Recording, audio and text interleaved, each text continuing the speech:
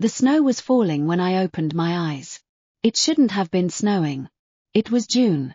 3 days ago, I'd been sweating in a t-shirt, eating ice cream, complaining about the heat. Now the world had turned white, the streets buried under a blanket of white so thick you couldn't see the pavement. I sat up in bed. My hands were young again. Smooth. No frostbite scars on my knuckles, no cracked skin from weeks of cold. I was back. I was in my apartment. I was alive. And in the next room, I could hear her voice. My sister Iris, talking to someone on the phone, her voice high and excited. I'm telling you, this is it. The freeze is coming.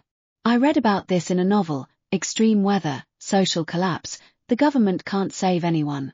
We need to move now. We need to get loans. We need to stockpile.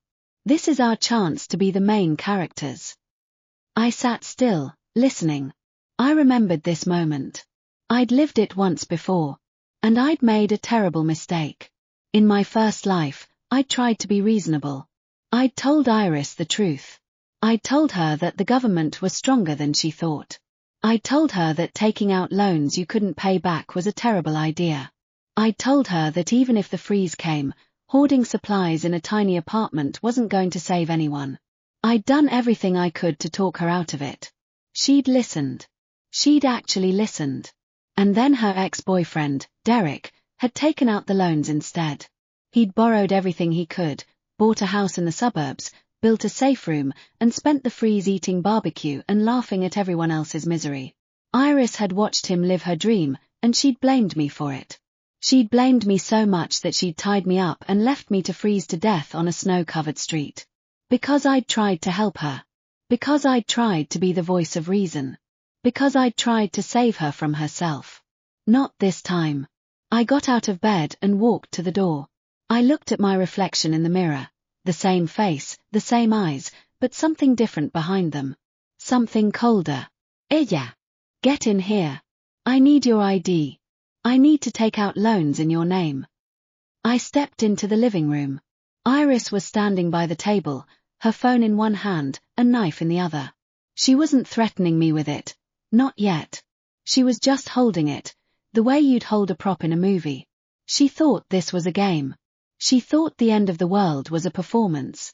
I said get your ID, she repeated. We need to move fast. Derek's already getting his loans sorted.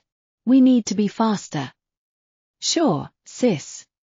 I walked toward her, my voice calm and soft. You're right. I was stupid before. I was trying to be logical. But you're right, if the freeze is coming, we need to act now. She blinked, startled by my agreement. She'd expected resistance. She'd been ready to fight, to convince, to threaten. My compliance threw her off balance. That's good. That's what I've been trying to tell you. And you're right about another thing. We need to use your credit, not mine. Her expression shifted. What? You said it yourself. If the freeze is coming, money won't matter in a few months. So why risk my credit when yours is just as good? You should be the one to take out the loans. She started to protest, to argue, to come up with an excuse. I didn't give her time. Unless, I said, stepping closer, you don't really believe it's the end of the world. Unless you're just looking for someone else to take the fall. Her face went pale. I'd hit the nerve I was aiming for. If you really believe this is the apocalypse, then my credit rating doesn't matter. The whole financial system is going to collapse. So why does it matter whose name is on the loans? She didn't have an answer. And then, because I knew exactly when he would arrive, I heard the key in the door. Derek let himself in like he owned the place. He was built like a fridge, broad and thick, the kind of guy who'd never had to take no for an answer. He'd dated Iris for 2 years, and even after they'd broken up, he'd kept a key to our apartment. Iris had never asked for it back. Everything ready? He demanded, not looking at Iris, not looking at me. We need to move fast. I've got a line on a warehouse outside the city. If we get there first, we can set up a base. Almost, Iris said, her voice suddenly small and unsure. Ella was just. I'll be right back, I said. I need to grab something from my room. I slipped into my bedroom and pulled the door most of the way shut. Through the crack, I watched Iris and Derek talk, and I let myself remember. This man had killed me. Not with his own hands. He just stood by while Iris did it, watching, waiting. He'd helped her take the supplies I'd gathered, cleaned out my apartment, and left me to freeze because I was a liability, a burden, a problem that needed to be solved. He'd done it because Iris asked him to. And Iris had done it because I'd stopped her from getting what she wanted. Not this time. I came back out with a folded paper in my hand. I walked over to Derek and offered it to him. A rental agreement, I said. For the apartment. I'm going to sell it and hand over the proceeds to help fund the base. My sister's getting the money from the loans. I figured this was the least I could do. Derek glanced at the paper, frowning. What is this? A sign of good faith. I know we haven't always gotten along, but if we're going to survive this, we need to work together. I'm all in. He studied me for a long moment. I could see the calculation running through his head, weighing me, assessing me, trying to figure out if I was useful or dangerous. He decided I was useful. Fine. He took the paper and shoved it into his pocket. We'll talk about it later. Right now, we need to move. Agreed, I said. I stood at the window and watched them load Derek's truck. Iris was running around, grabbing things, shouting instructions. She was in her element, the chaos, the urgency, the feeling of being important. She loved being the center of attention, loved feeling like she was smarter than everyone else, loved being in control. She had no idea how much trouble she was about to be in. The snow was still falling. The temperature had dropped again. I could see people in the building across the street, huddled together in doorways, watching the storm with expressions of growing fear. Iris had told them to be afraid. She'd told them to panic. She'd told them that help wasn't coming. She'd done that on purpose, because panicked people made bad decisions, and bad decisions made them easier to exploit. It was a strategy she'd learned from novels. It was going to get her killed. I shut the window and turned away. Iris and Derek were gone for hours. I watched them from my window, the truck disappearing into the white haze, the snow already beginning to cover their tire tracks. They'd taken everything they could grab, blankets, food, Iris's precious collection of canned goods. They'd left behind the stuff that didn't matter to them, the old winter coats, the extra blankets that didn't match, the box of instant noodles that Iris considered beneath her. I waited until the street was quiet. Then I started moving. The first trip was the hardest. I had to carry everything through the hallway, down the stairs, past the doors of my neighbors. I had to be quiet. I had to be fast. I had to make sure no one saw me. It didn't matter if they saw me taking my things. They wouldn't know where I was going. All they'd see was a woman moving her belongings during a storm. That was normal. That was sensible. The second trip was easier. The third trip, I started to find a rhythm. By the time the sun went down, I'd moved everything that mattered. The food, the blankets, the supplies I'd been hoarding for years. The rice and flour I'd bought in bulk because it was on sale. The jars of preserves and pickles I'd made myself. The winter coats I'd collected from thrift stores and cleaned until they looked new. I'd been preparing for this for years. I just hadn't known it. I moved into my new apartment on the 20th floor. It was bigger than my old place, but not by much. It had a single bedroom, a small kitchen, and a living room that was big enough for a couch and nothing else. It was mine. No one else had the key. No one else knew it existed. I settled in and checked my phone. The group chat was exploding. My neighbors were panicking, sending messages back and forth, trying to figure out what to do. Some of them were talking about leaving, about finding somewhere warmer. Others were talking about staying, about waiting for help. And a few of them were talking about Iris. Did anyone see what that woman was loading into her truck? She had enough food for a month. Maybe 2. She's got to be hiding more. She was bragging about it all day. She's probably got a stash somewhere. I smiled. I'd started those rumors myself, dropping hints to the right people, making sure the right ears heard. I'd wanted them to know about the supplies. I'd wanted them to be angry. Because angry people did stupid things. And stupid people were easy to manipulate. The door didn't hold. It wasn't supposed to. Iris had used cheap locks and cheap doors, the kind that looked secure but couldn't stand up to even the weakest attack. I knew because I'd helped her install them. I watched it happen on my phone screen, the camera positioned in the hallway outside her apartment. The neighbors had armed themselves with hammers and crowbars, and they were methodically breaking down the barrier that stood between them and survival. It took them 15 minutes. I watched them pour into the apartment, watched them grab anything they could carry, watched them tear through the space like animals. And I watched my sister, my beautiful, self-centered, delusional sister, stand in the middle of the chaos, screaming at them to stop. Those are mine. Those belong to me. You can't take those. They ignored her.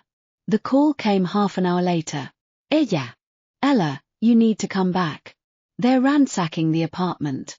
They're taking everything. I tried to stop them, but there were too many. Please, I need you here. Please, please, please. I listened to her desperation and felt nothing. I'm not coming back, Iris. What? What are you talking about? This is my house. Our house. You have to help me defend it. I don't have to do anything. The line went silent.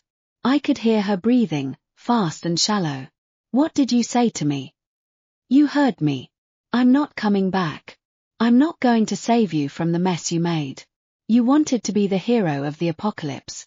Congratulations. You are. Ella, you can't be serious. I'm deadly serious. I kept my voice calm and level. This is the end of the world, remember. You told me so yourself. And in the end of the world, every person has to look out for themselves. That's the law of the jungle. That's not fair. Did you think it was fair when you were going to use my credit to take out loans? Did you think it was fair when you were going to leave me in debt while you played main character? She didn't answer. I learned from the best, Iris. I learned from you. So congratulations. You've made the monster you always wanted to be. I hung up. I didn't sleep that night. I sat in my new apartment, wrapped in blankets, watching the snow fall outside my window.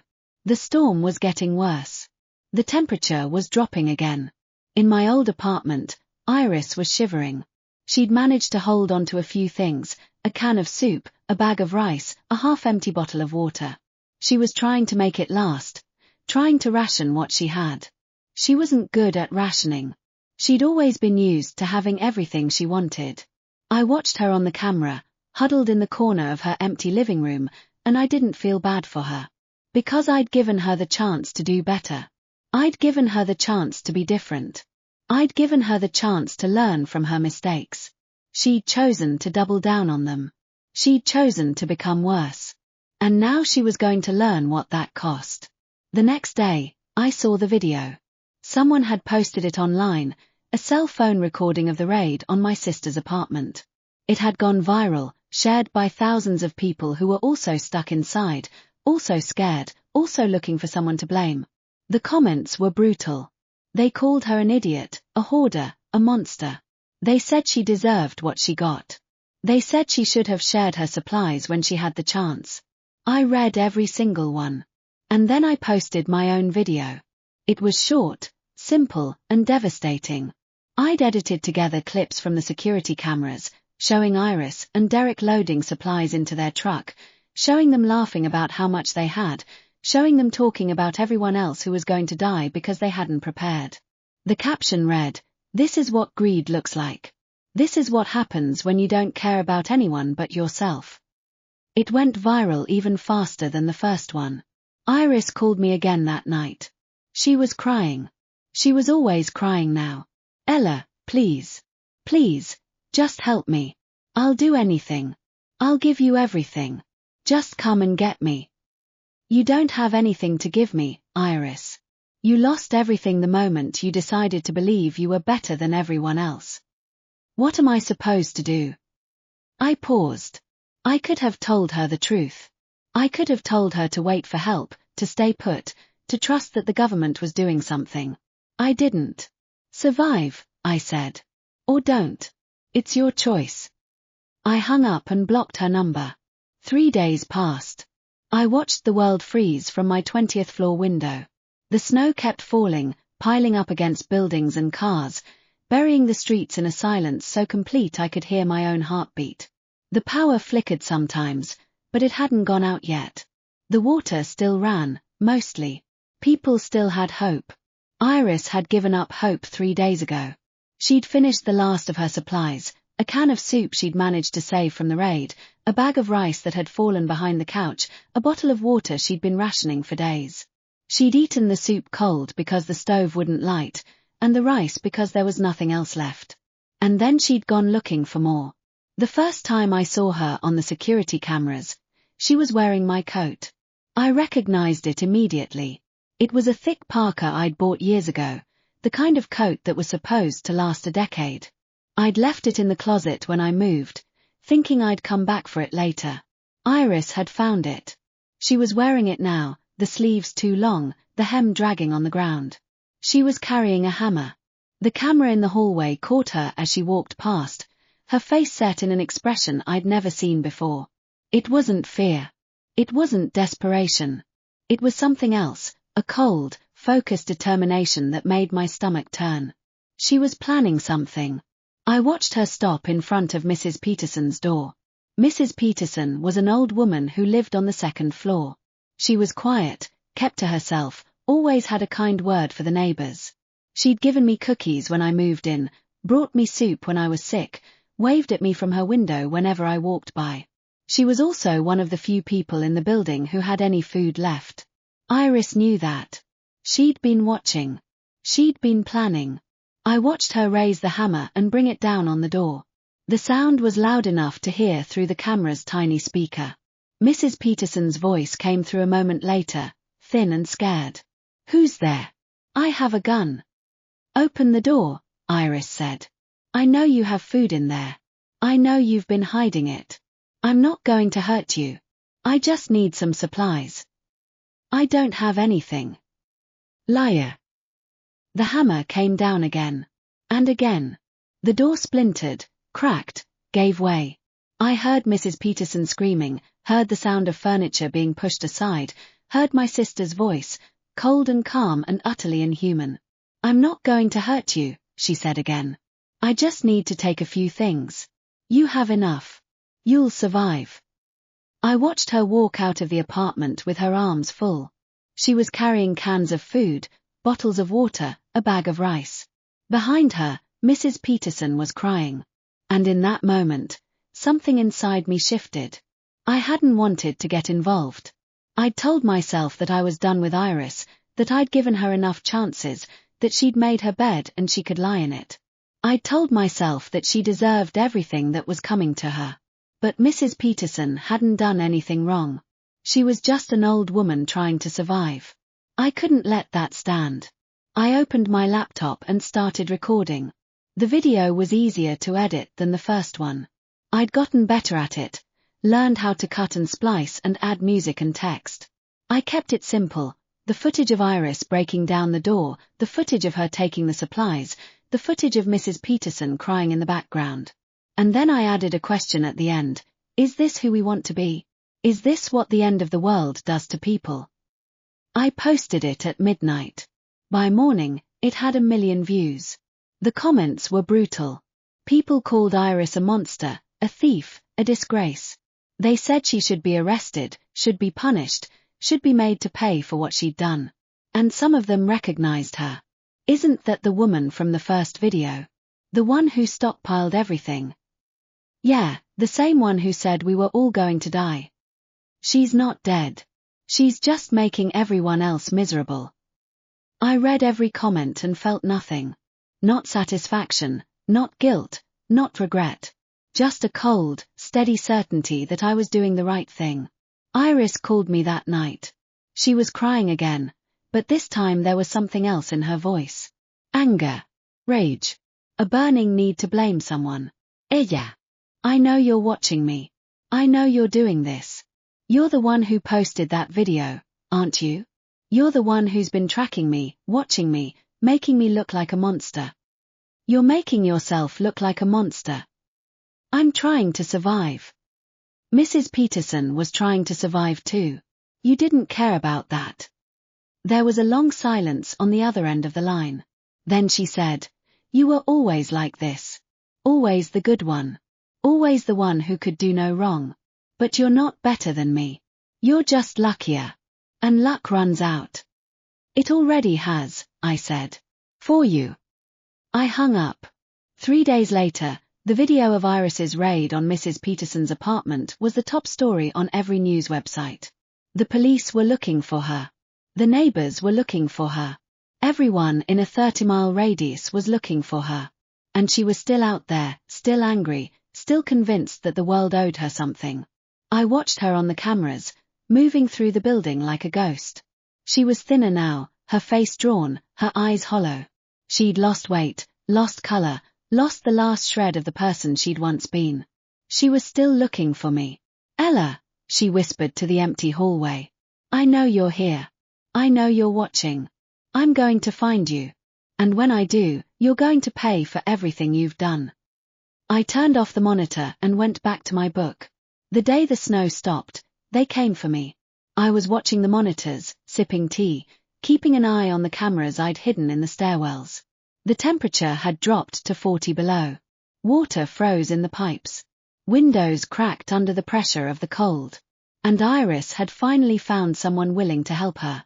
I watched them gather in the lobby. Iris, Derek, and a handful of others who'd thrown their lot in with her. They were carrying hammers and crowbars, kitchen knives, and baseball bats. They looked cold, hungry, desperate. They looked like people who had nothing left to lose. "She's in this building," Iris was saying. "She's been here the whole time. Hiding. Watching. Laughing at us." "How do you know?" Derek asked. "Because she's always been like this. Always one step ahead. Always thinking she's better than everyone else." Iris's voice was shaking with rage. "She's got food in there. Supplies. Enough to last her through the whole winter. And she's not sharing it with anyone. Then we take it." "Exactly." I watched them move toward the stairs, 20 of them, armed and angry. They weren't coming to negotiate. They weren't coming to reason. They were coming to take everything I had. I set down my tea and started preparing. The first line of defense was the stairs. I'd booby-trapped the stairwell with everything I could find: wire, broken glass, old nails. The first few people who tried to climb up would get a nasty surprise. The second line was the hallway. I'd filled buckets with water and left them in strategic positions, ready to be thrown. In this weather, water was a weapon. A bucket of water at 40 below was a bucket of ice shards. The third line was me. I grabbed the hammer I'd found in the storage closet and settled in to wait. I didn't have to wait long. The first screams came from the stairwell. Someone had stepped on a nail, and the sound of it, sharp, surprised, then loud with pain, echoed up through the building. I heard Iris shouting, telling them to keep going, telling them they were almost there. They made it to the 20th floor. I opened the door and threw the first bucket of water. The water hit them like a wall of ice. The man in front went down immediately, his legs buckling, his body convulsing from the shock. The others stumbled back, slipping on the frozen floor, grabbing at each other for balance. I threw the second bucket before they could recover. Then the third. By the time they reached my door, they were freezing, shivering, covered in ice that was already beginning to harden.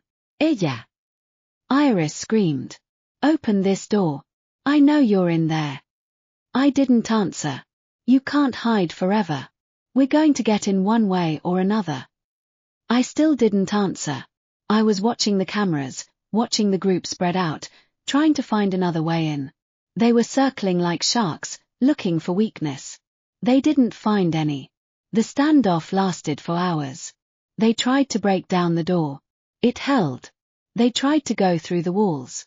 The building's concrete was too thick. They tried to climb up from the floor below. The fire escape was frozen solid. And all the while, the temperature kept dropping. I watched them through the cameras, 20 people huddled together in the hallway, shivering, arguing, starting to lose their nerve. "She's not worth it," one of them said. "We're going to freeze to death out here." "She's got food," Iris insisted. "She's got supplies. We just need to get past the door." "How?" "We've tried everything." "Then we try harder." But they were too cold, too tired, too scared. One by one, they started to leave. Iris watched them go, her face twisted with rage. She shouted at them, begged them, tried to shame them into staying. But they were done. They'd had enough. And when it was just her and Derek, standing alone in the empty hallway, she finally looked up at the camera. "I know you're watching," she said. "I know you can hear me. And I want you to know that I'm not done with you. I'm never going to be done with you." I watched her turn and walk away. And I felt something I hadn't felt in a long time. Peace. The siege was over. But the war wasn't. Iris and Derek had retreated, but they'd gone somewhere I couldn't follow. Somewhere dark and cold and dangerous. They'd found a new base, a new place to regroup, a new plan to destroy me. And I knew, with a certainty that settled deep in my bones, that they would try again. I started preparing for the next attack. The cold lasted another week. I spent those days in my apartment, watching the monitors, waiting for the next attack. It didn't come. Iris and Derek had gone to ground, nursing their wounds and their anger. They were still out there, I knew. They were just waiting for the right moment. I used the time to prepare. I reinforced the door, stacked more supplies in the corners, filled every bucket I could find with water. I wasn't going to be caught off guard again. And I started reaching out to my neighbors. The siege had changed things. People who'd been hiding in their apartments, scared and alone, had started to realize that they didn't have to be. They'd seen what Iris and Derek were capable of. They'd seen what happened when good people did nothing. They were ready to fight back. I found them through the building's intercom system. It took some convincing. They were scared, and they had every right to be. Iris and Derek had made themselves into monsters, and monsters were hard to stand up to. But I told them the truth. I told them that Iris and Derek were only powerful because people let them be. I told them that if we stood together, they couldn't hurt us. I told them that we were stronger than they thought. And one by one, they agreed to help. The attack came on a Tuesday. I was in the kitchen, heating up a can of soup, when I heard the first crash. It came from the floor below, a heavy thud that shook the building. I ran to the monitors and saw them, Iris, Derek, and a dozen others, breaking down doors, dragging people out into the hallway. They'd given up on subtlety. They were going to take what they wanted by force. I grabbed the hammer and ran for the stairs. The hallway was chaos. People were screaming, crying, trying to run. Derek was in the middle of it all, swinging a pipe, clearing a path through the crowd. Iris was behind him, directing the others, shouting orders. I saw them drag Mr. Chen out of his apartment. He was an old man, quiet and kind, always smiling at me when we passed in the hallway. He was bleeding from a cut on his head. I saw them push Mrs. Peterson against the wall, her arms raised to protect her face. I saw them open the door to the storage room and start loading supplies into bags. I didn't think. I just moved. I came at them from behind, swinging the hammer in a wide arc. It caught one of Derek's men in the shoulder, and he went down with a scream. The others turned, startled, and I swung again. I was outnumbered. I was outmatched. But I had something they didn't have. I had nothing to lose. Ella. Iris's voice cut through the noise, sharp and triumphant. I knew you'd come. I knew you couldn't stay away. Let them go, I said. This is between us. Oh, it's so much more than that.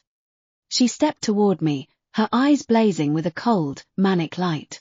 This is about everything you took from me. Everything you stole. Everything you ruined.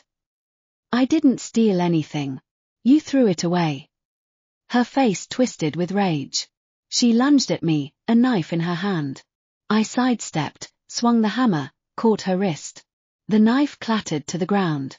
We were face to face now, close enough to see the flecks of madness in her eyes. You were always like this, she hissed.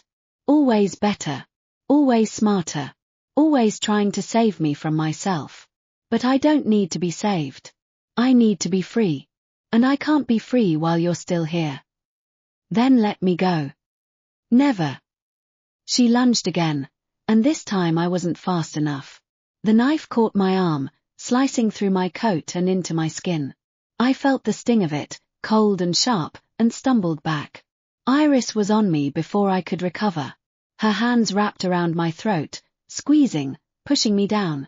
I saw her face above me, twisted with hatred, and I thought this was the end. Then I heard a crash. Mr. Chen had gotten to his feet. He was holding a chair, the kind with metal legs, and he was swinging it at Derek's head. The blow connected, and Derek crumpled. Mrs. Peterson was behind him, holding a frying pan.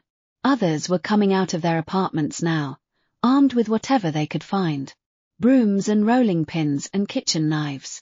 They'd seen what Iris and Derek had done, and they'd had enough. They surged forward, and the hallway became a battlefield. Iris's grip on my throat loosened. I saw her look around, saw the chaos spreading, saw her carefully constructed army falling apart. Run, I said. This is your last chance. Run, and don't come back. She stared at me for a long moment. Then she got to her feet and ran. The fight was over in minutes. Without Iris and Derek to lead them, the rest of the group lost their nerve. They dropped their weapons and surrendered. The neighbors dragged them to the lobby and waited for the police. I sat against the wall, catching my breath, watching the chaos settle. Mrs. Peterson came over and sat beside me. She was bleeding from a cut on her head, but she was smiling. Thank you, she said, for not giving up on us. Thank you for not giving up on yourselves. She laughed, and I laughed too. And somewhere in the distance, I heard sirens. The police arrived an hour later. They'd been stuck on the other side of the city, blocked by the storm. But now, finally, they were here. They took statements, collected evidence, and led Iris and Derek away in handcuffs. I watched them go, and I felt something I hadn't expected to feel. Pity. They could have been different. They could have been better. They'd had the same chances I had, the same opportunities to choose kindness over cruelty. They'd chosen wrong. And now they were going to pay for it. But I wasn't going to gloat. I wasn't going to celebrate. I was just going to go home, lock the door, and try to put the whole thing behind me. The trial came 3 months later. Iris and Derek sat in the defendant's box, looking smaller than I remembered. The cold had worn them down, stripped away the bluster and the arrogance, left them hollow and pale. Iris had lost weight, her face gaunt, her eyes sunken. Derek was missing 2 fingers from frostbite. They looked like what they were. Broken. Beaten. Defeated. The prosecution laid out the case methodically. There were videos, photos, witness statements. They showed the raid on my apartment, the attack on Mrs. Peterson, the siege on the building. They showed Iris and Derek leading their followers through the halls, taking what they wanted, hurting anyone who got in their way. I watched from the gallery, surrounded by my neighbors. Mr. Chen was there, still using a cane. Mrs. Peterson was there, her arm in a sling. They'd come to support me, to show that I wasn't alone. When the verdict came, Iris and Derek both received prison sentences. 15 years for Derek. 12 for Iris. Iris looked at me as they led her away. Her eyes were red, but dry. This isn't over, she said, her voice barely above a whisper. I'll find a way. I'll always find a way. I didn't answer. There was nothing left to say. The snow melted a few weeks later. It started slowly, the way good things often do, a drip here, a trickle there. The temperature rose above freezing for the first time in what felt like forever, and the world began to reveal itself again. The streets flooded. The power came back. The water started flowing. And people started to rebuild. I helped where I could. I helped clean up, organize, distribute supplies. I kept to myself mostly, staying in my apartment, keeping my head down. But I couldn't stay hidden forever. One day, a letter arrived. It was from the city, stamped with an official seal. I opened it with shaking hands. It was a commendation. They wanted to recognize me for my actions during the crisis. They wanted to give me an award. I almost laughed. I hadn't done anything special. I'd just survived. But they insisted, and eventually I agreed. The ceremony was small, held in a community center that had been damaged during the storm. There were maybe 50 people in attendance, neighbors, officials, a few reporters. I stood at the front of the room and accepted the plaque with shaking hands. In recognition of your bravery and selflessness during the crisis, the official read, we are proud to present you with this award. You saved lives. You inspired others. You reminded us all that even in the darkest times, there are still people who choose to do the right thing. I looked out at the crowd and saw Mrs. Peterson crying. Mr. Chen was clapping, his hands raised above his head. My neighbors were cheering. I felt something tighten in my chest. For a moment, I couldn't speak. Then I smiled. Thank you, I said. I couldn't have done it without all of you. I went home that night and sat by my window. The snow was gone now, replaced by green grass and budding flowers. The sun was setting, painting the sky in shades of orange and pink. It was the first time in months I'd seen a sunset that didn't make me think of the cold. I thought about Iris sometimes. I wondered if she was okay, if she was eating enough, if she was getting the help she needed. I knew I shouldn't care. She'd tried to kill me. She'd hurt innocent people. She'd done terrible things. But she was still my sister. I couldn't forget that, no matter how hard I tried. A letter came from her a few months later. It was short, written in careful handwriting that didn't look like her own. Ella. I'm not going to apologize. I don't think you'd believe me if I did. But I want you to know that I'm thinking about things. The choices I made. The person I became. I don't know if I can change. I don't know if I want to. But I'm going to try. I don't expect you to forgive me. I don't even expect you to read this. But if you do, I'm sorry. Iris. I folded the letter carefully and put it in a drawer. I didn't write back. I didn't know if I ever would. But I kept the letter. Years passed. The city recovered, the world moved on, and I built a life for myself. I got a job, made friends, started to feel like a real person again. I never stopped thinking about Iris, but I stopped letting her define me. Iris got out of prison on good behavior after 8 years. She moved to a different state, found a job, started over. We never spoke again. Sometimes I'd see her name in the news, a small article about her work with a charity, a mention in a local newsletter.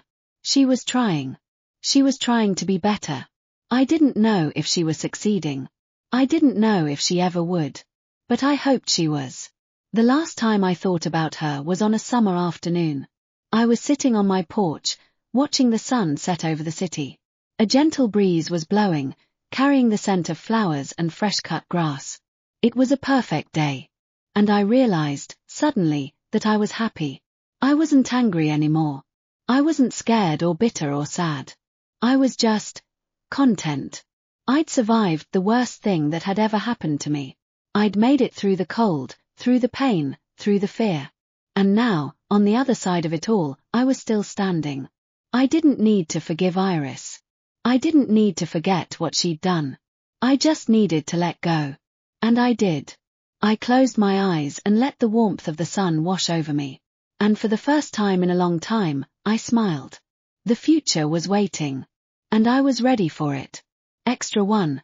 The woman who watched from the window. Mrs. Peterson was 93 years old. She'd lived through the Great Depression, 2 world wars, and more winters than she cared to count.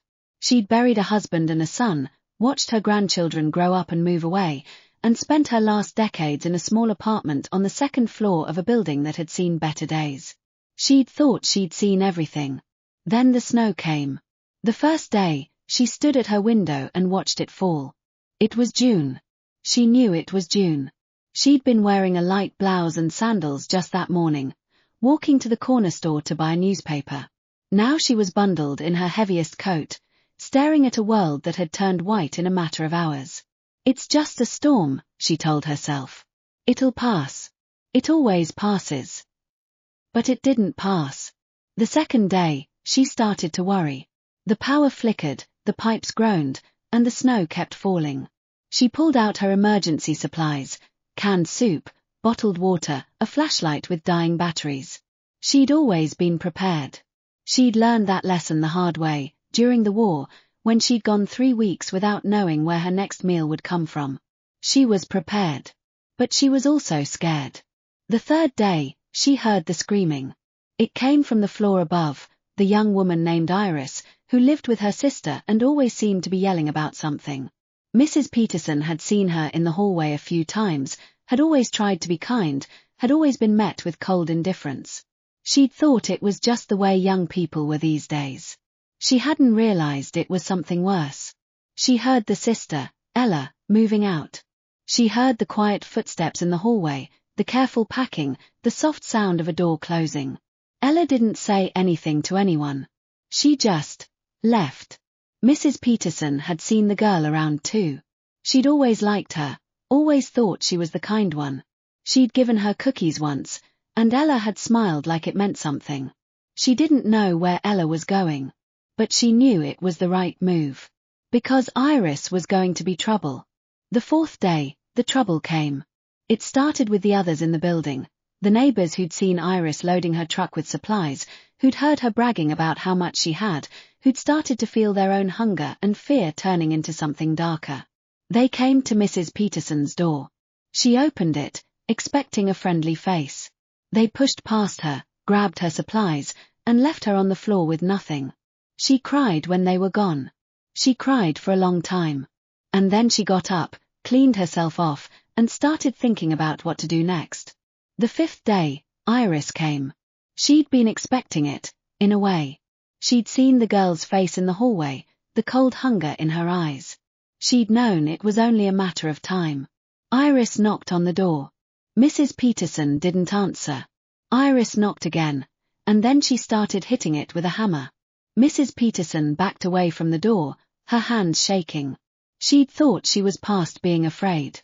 She'd thought she'd lived through enough to know that fear was just a feeling, and feelings passed. But this time, it was different. She heard the door splinter. She heard Iris's voice, hard and cold. She heard the words that would haunt her for the rest of her life. I know you have food in there. I'm not going to hurt you. I just need to take a few things. She didn't fight. She was too old to fight. She just stood there and watched as Iris walked through her apartment, taking everything she had left. It was the closest she'd ever come to feeling like she was going to die. But she didn't die. The sixth day, something else came. It was a box. A small one, wrapped in paper, left outside her door.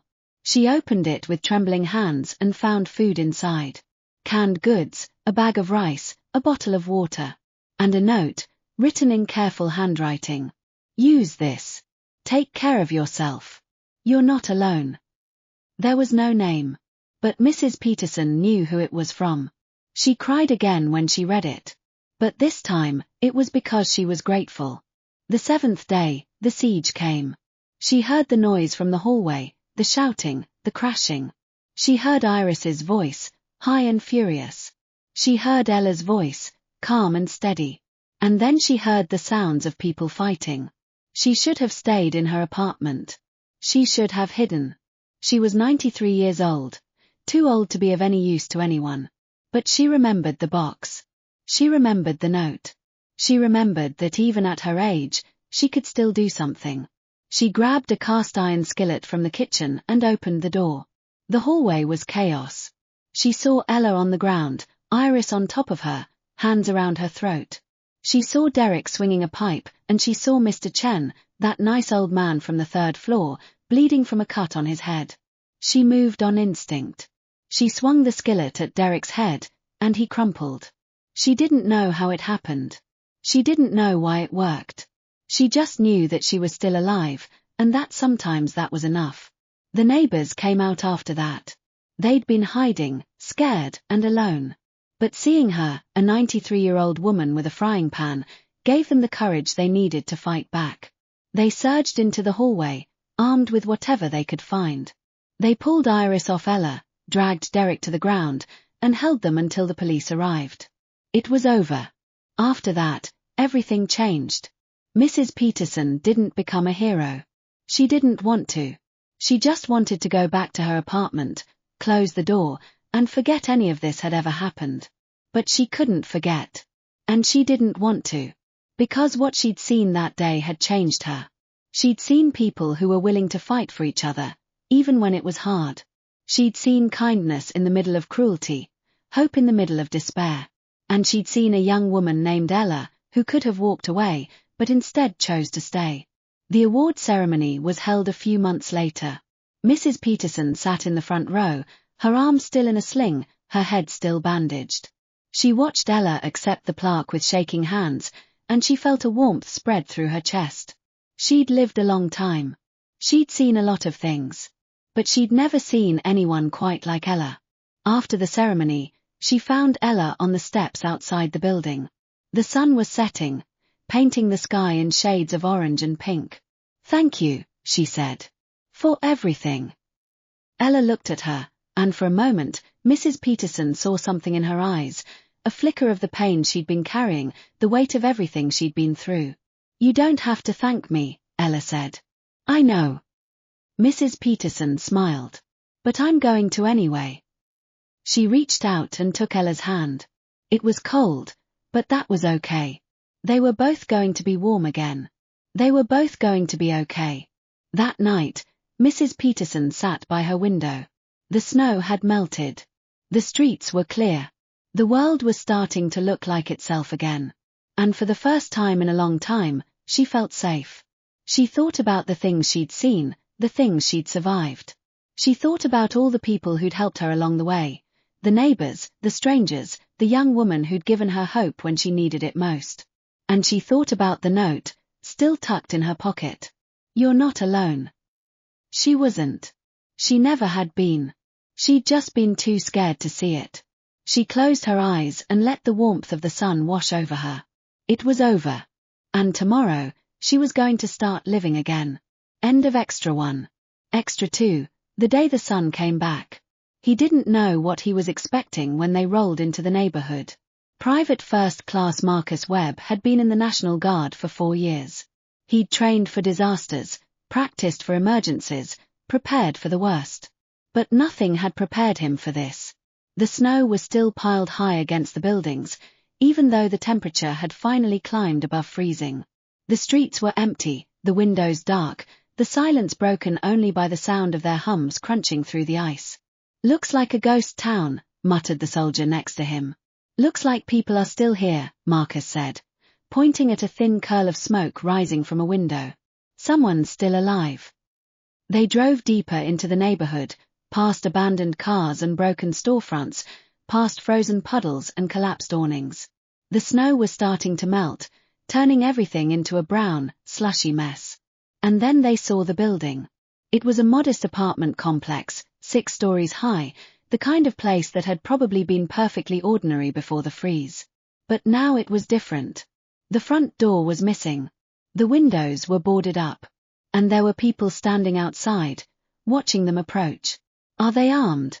the lieutenant asked. "Doesn't look like it. They look tired." Marcus climbed out of the Humvee, his hands raised, his voice steady. "We're from the National Guard. We're here to help. Is everyone okay?" The people looked at each other. Then one of them stepped forward, an old woman with a bandaged arm and a weary smile. "We're okay," she said. "We've been waiting for you." Marcus and his team spent the next few hours helping the residents. They handed out supplies, checked for injuries, and took statements about what had happened. The stories were all the same: cold, hunger, fear. But they were also stories of survival, of neighbors helping neighbors, of people refusing to give up. And then they heard the other story. The one about Ella. "She saved us," the old woman said. "Her name is Ella. She lived on the 20th floor. When everyone else was panicking, she stayed calm. When people started attacking us, she fought back. She's the reason we're still alive." The soldier next to Marcus snorted. One woman. Against all of that. One woman and a lot of courage. The old woman's voice was firm. You should meet her. Marcus found Ella in the lobby, helping a young mother organize a bag of supplies. She was smaller than he'd expected, with dark circles under her eyes and a quiet intensity that made him stop and stare. You're the one everyone's talking about, he said. She looked up, startled. What? The woman who saved everyone. They told us about you. She shook her head. I didn't save anyone. I just did what needed to be done. That's exactly what saving people looks like. She didn't answer. She just went back to organizing the supplies. Marcus watched her for a moment. There was something about her, something heavy, something that weighed on her. He'd seen that look before. It was the look of someone who had seen too much. Are you okay? He asked. She paused. I will be. That night, Marcus sat in his Humvee and stared at the building. He'd been on plenty of missions before. He'd seen the aftermath of floods, hurricanes, tornadoes. He'd helped people rebuild their lives from nothing. But this was different. This was a city that had almost died. And Ella was the one who'd kept it alive. He read her file that night, the statements, the videos, the evidence. He learned about her sister Iris, the woman who'd tried to steal everything and ended up in handcuffs. He learned about the neighbors she'd protected, the strangers she'd helped, the sacrifices she'd made. And he learned that she'd done it all without asking for anything in return. It made him angry, in a strange way. Not at her, at the world. At the people who'd hurt her. At the fact that she'd had to fight so hard just to survive. But it also made him hopeful. Because if someone like Ella could survive something like this, maybe the rest of them could too. The next morning, Marcus and his team helped with the cleanup. They shoveled snow, cleared debris, and patched windows. They delivered food and water to the families who were still too scared to leave their apartments. They did whatever they could to make things a little bit easier. Ella worked alongside them, not asking for special treatment, not complaining. She just did the work, the same way she'd done everything else. At lunchtime, Marcus sat down next to her on a pile of rubble. Can I ask you something? She shrugged. Sure. Why did you do it? Why did you help everyone? She was quiet for a moment. Then she said, because someone had to. Because if I didn't, no one would have. Because I couldn't stand by and watch them suffer. That's not an answer. It's the only one I have. He nodded. It was enough. The award ceremony was a few weeks later. Marcus wasn't supposed to be there. He'd been reassigned to a different sector, a different mission. But he'd requested leave, driven 3 hours, and showed up in the back row. He watched Ella accept the plaque. He saw her smile for the first time, a real smile that reached her eyes. He saw her neighbors cheering, the old woman crying, the young mother clapping. And he realized that he was proud of her. Proud of what she'd done.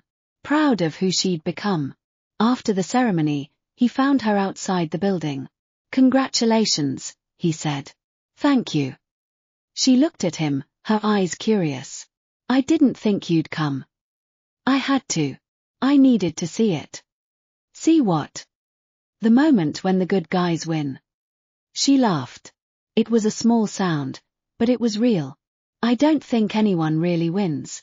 We just survive. Sometimes survival is enough. She nodded. Sometimes it is. Marcus left that night. He drove back to his base, his mind full of everything he'd seen and heard. He thought about Ella, about her sister, about the neighbors who'd fought back. He thought about the cold, the fear, the hunger. He thought about all the people who'd died and all the people who'd lived. And he thought about how, sometimes, the worst times brought out the best in people. He didn't know if he'd ever see Ella again. He didn't know if he'd ever need to. But he knew he'd remember her. He'd remember the woman who'd stood up when everyone else had fallen. He'd remember that it was possible to win. Even when it felt like the whole world was losing. End of Extra 2.